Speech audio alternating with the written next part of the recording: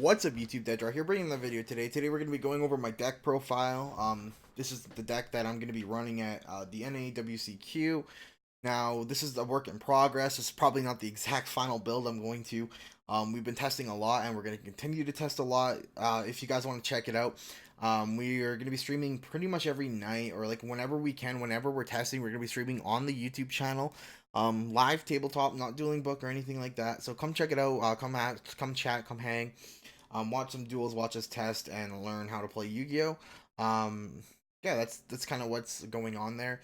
But let's get into this deck profile because like it's changed up a lot from what I was playing. So I decided to play going second, Sky Striker Mine, because like mine is so degenerate, and I feel like this format kind of just devolved into a really degenerate format with like the way Orcus are playing, the way strikers are now being played. It's just not like a super awesome format to be playing in, but it's not terrible. It is what it is. Um, I feel like this deck has maybe the potential to be called the best deck. It's actually just insane. I think going second is a really good strategy in the format. Um, because it's a lot less die roll dependent most of the time, like 80% of the time. If I win the die roll, I'm gonna choose to go second always. And then if I lose the die roll, then most times you're gonna be going second, which I think is like okay. Well, you see, that's really good, just because like now my deck's built to be going second every time. It's putting me at an advantage, because I know theirs are built to go first every time, but uh, it's my build is to be able to beat that. So that's what we're going for. Let's get into the build though. So 3 Ray, that's kind of obvious. You just need to get into your engine. It doesn't really. That's it. We'll go into the hand trap lineup first, obviously before going to the spells. I decided right now we're gonna actually play 9 hand traps, and that's just because like it's just really important to stop your opponent's plays. You want to be able to make their board not as good, to be able to play out of it. Um, yeah, we'll get into it. I'll talk about like why. But we're only playing 2 Ash Blossom. The problem with Ash is that it's like it's probably not the best hand trap of the format, to be honest with you. There's so many like cards that do other things, that just like have way more like versatility. And it's a hard once per turn. That was one thing I noticed. Like, shout out to Josh, the teammate Josh. We were theorying the hand trap lineup and all that kind of stuff together, and he's saying it's a hard once per turn. And it like yeah, and I was like, you know what? How many times I've seen two of this? Like he's not wrong. I see two of this way too much. And it's just like really sad to see when I could have like hand traps that will do way more. So I really like that. 2DD Crow. So we're not actually main decking or side decking Called by the Grave. And this is mainly because I want to have something to interact. This is another one. Josh has helped me out a lot with this deck. This is another one that we're talking about, and Called by the Grave and this pretty much do the same thing. Obviously, we don't get the effect negation, but a lot of times, like Called by the Grave in the mirror could be really rough anyway, just because like my Ray is not going to be live for next turn, or my Kagari, or my whatever. So I feel like this is just like a lot of times way better. It's super good. It can be used during either player's turn, which is super good. It's a really good card in general. Stops Dengrisu, stops Orcus. It stops so much. You can choose whether you want to do the Phantom Knight stuff, depending on what their board's looking like. It's just super versatile. You can use more than once in a turn. So if you drop both of them, they can both be used. I really like it actually. And also it can't be twinsed, so that's kind of nice. Two effect Veiler. This would be a 3 if like Neospatian and Aqua Dolphin wasn't really a big thing right now, but it is.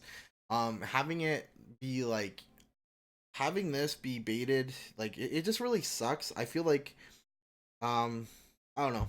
I don't really like it as much. And then 3 Impermanence, because I think once again this is like probably one of the best hand traps of the format. This ends up happening quite a bit. It's just like super good. I mean, you can't be Aqua Dolphin. It just stops so much. It can't be Called by the Graved.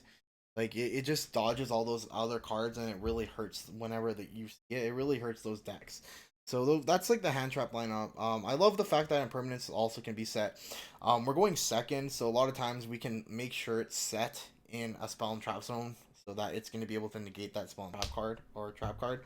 That's one thing I really like about it too. And going second. All right, striker package, 3 engage. Y'all know why. 3 widow anchor. Self-explanatory once again. 3 or 0. You need to play 3 of this. Get to your engine. That's the main thing. You really just need to get your engine in the deck. Whatever. That's just how it goes. Drawing multiples suck, but whatever. Um, multi-roll, 3 of them. This card is broken. You need to get to your engine. Same thing. Just play 3. Um, I played 2 for a long time, but especially in going second, play 3. Just it's an easy bait a lot of the time, because like if you have stuff like other stuff that you feel like that's more important than the multi roll to be able to resolve, you can just play this, and like most of the time they're just gonna counter trap it, or like if they don't, then it's just gonna be rough for them. 2 jamming waves. I like this card at 2 in the format. Once again, just hit more back row hate. There's like against Orcus, if they end up full comboing you, if you like didn't draw any hand traps or anything like that, it's just more back row hate. You get rid of it. It's free. It's free. It's like I can activate now. I don't have to minus discard anything. It's a 1 for 1. Cool. One of Hornet drones, Hercules base, afterburners, eagle booster, short cannon. I think all these are pretty self-explanatory. Short cannon, you could be running more than one, but I just think one's fine. And then afterburners, this one was the one we cut before, and I don't feel like I would have added it back going back, but now we're adding it because it's good against Orcus. Due to like if they don't have the Degreasu on board, you hit their Galatea, they can't really protect it. So like a lot of times their shit's gonna be dead versus the counter trap. So this just forces out a counter trap. Um, one Rhoda, self-explanatory. 3 Mystic Mine. We're playing 3 in the main. We're going second. We really want to see this card. We don't want to take the chance of not seeing it. Seeing 2 is often very good. 1 can just be used as a bait. Once again, like this deck has so many just bait cards in it, is like what makes it super good. But yeah, you just use 1 as a bait. Like most decks can't play out of 3 mines, so if you resolve mine 3 times, like it's already rough for them. Um, yeah, that's pretty self-explanatory. The card's broken. 2 terraforming and 1 set rotation. It's another reason we play 3 mine and 3 area 0. We just always wanted to be live. There's some really cool interactions with this card. I love the fact that like uh you can just like stop their babble. This sets over babble, so that's like super good. Already, because they're gonna stop their quick effects if you've already baited anything else, and it's like, oh rip. It hurts them quite a bit. Another really cool thing is if you set rotation, if you give yourself mine, and then you give them the area 0. That's most of the time. That's how the play kind of goes. You can actually, if you destroy this on their field, it doesn't matter whose field it was on. It just needed to be in the field spell zone. So like it doesn't really matter. And it doesn't need to be face up. It just needs to be sent from the field zone, sent to the graveyard by a card effect. So that's what's really cool. You can actually get your engine off of set rotation by itself.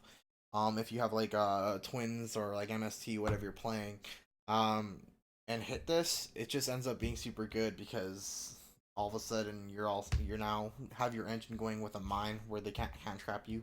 They can't ash this. They can't do anything. So super good. 3. I'm playing 3 MST. I don't like twins right now. I want to explain why I don't like twins, and the reason is it's usually just a nag. A lot of times they'll be able to have Dingreasu to protect their stuff, or they're going to have the counter trap that you're just discarding for the nag. This is just an easy, quick bait. It can also be used to hit your own field spell to get your engine going. It's just super good all around. Um, I feel like it's just better. You don't lose advantage. You lose. I feel like advantage is so much more important in this deck now. Sky Striker's always been a deck that's been about playing for advantage and who's gonna have the most advantage, and controlling the game that way. But the problem with that is like it's like we only have 1 Kagari, so not like that was where most of our advantage came from because we would add a free engage off of Kangari and then get a draw off engage, and then we went +2 for nothing essentially. And now it's just we don't have that, so starting off twins can be a lot more rough because it's really hard to regain that advantage back. Besides, like at end phase with Shizuku, which isn't as good, and stuff like that. So yeah. And then we're actually playing 42 cards. We were playing 41 originally, and then I added an upstart. Y'all are gonna be like, well, why would you add an upstart? Isn't the whole point of upstart for consistency? Yes, and but it's strikers. So I want to spell in graveyard. That's the main reason. I feel like we're not playing foolish goods anymore.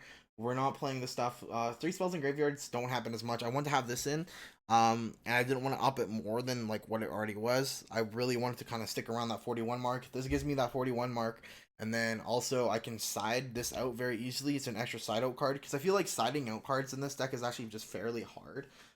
So it's just yeah, that's kind of where we're at. We'll go into the extra deck. The extra deck's pretty much just one Kagari, three Shiz, three Hayate, and I still play two Kana. I like two. I think it comes up enough. I the way I like to play my deck, it comes up enough. I really like two Kana.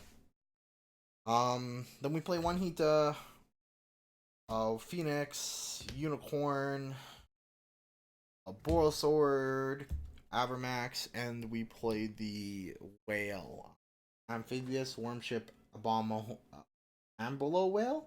Never even read that card before. I just call it the Whale.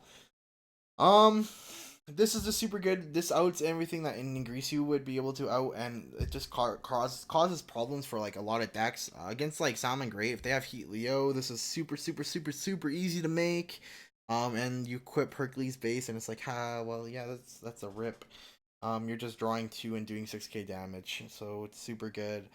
Um, that's kind of what this is at. Hita is just super good to helps you make the Boral Sword or helps you make the Whale. The Whale is the most thing that comes out when Hita comes out. He's actually super good. I'll explain him in a second. I know other people have been playing him, but nobody really explains what he does. So he has the effect that he gains 200 attack for every link monster in the graveyards. So both graveyards, a lot of decks are making a lot of links right now. So he easily gets up to over 4k super fast. Like he's almost always over 4k. And then if they destroy him by battle or card effect, it doesn't matter how he's destroyed. If he's destroyed, not if they destroy him. Like I can destroy him with like afterburners or jamming waves or anything like that and get his effect. And he can special summon from either graveyard one link 3 or lower monster from either player's graveyard and special summon it. Now this is really good because we get to special summon our Kagari. This gives us our engine back, gives us like an engage from the graveyard due to Kagari's effect. And then if they end up destroying the Kagari, then you get to banish this from the graveyard and get a non-destruction pop if they just get over your link monsters ever again throughout the fight. And then it's a non-targeting destruction pop, and I think that's like absolutely insane because it's if it's destroyed by battle or card effect, so you can actually crash your own Kagari if you wanted to. You get your Ray and then you get to pop a card. It's just super good. Like once your like Skystriker link gets destroyed, you get a pop and then you still get your Ray. So it's like cool. Side deck. This is probably like the iffiest one, but I really like it right now. We're playing 3 Lancia. This just can be a bloat against Thunder Dragons and Orchists. Um, we're playing 3 Twin Twisters. This is like if I want more back row hate, if I'm playing like Rogue, the Mirror or anything like that, these will go in. Just easy, really easy side ins. Um, and then the rest of this is actually where my deck starts to differentiate to a lot of the what like going second strikers already are. And I like to be able to side in to go first. So we play 3 metaverse in the side. I feel like going second and then deciding to go first throws off your opponent. A lot of times it can throw off the way they sided because if you lost game 1, they're probably gonna think they're still going first, and then their side's not gonna change all that much. And then you just go first and you hit them with like all these floodgates. They end up just getting destroyed. 3 metaverse, 3 Imperial Iron Wall. Another one Josh has helped me out with. This card can be a blowout versus Orcus. This card can be a blowout versus Thunder Dragons. It's just good in multiple matchups. And like they can't really play out of it. It's just another floodgate you can get for going first. Also, that has tiny wee bit of synergy with your multi-role plays. Your stuff can't get banished, so you can just keep on setting your engage every turn and not worry about it ever being banished. And you just keep, you just keep plussing. It's just super good. And then 3, there can only be 1. This card is once again super insane. So like literally, if I'm going first against Orcus, all these go in. Like all of these go in, and chances, like I think it's like it's a stupid crazy high chance where I draw more than 1 floodgate, and that's usually when they can't really play out of it unless they have like the twins and stuff like that. But this card like is super good at it versus twins. You save this. You don't do it right away. You wait. Obviously, I mean that's kind of obvious in my opinion, but yeah, you definitely wait. Yeah, this is what I really like. I feel like this build's super solid, super strong. That's my thoughts. That's my theory. The only thing I might like think I might change is like maybe cut Lancia, because like this card's super good. Like it is a blowout versus Orcus and Thunder, but I feel like evenly matched can be maybe able to come up. We'll see. I feel like those matchups are like kind of iffy, so we can kind of we'll see how it goes. Anyway, guys, please comment, like, subscribe. Let me know what you think, and we will see you later.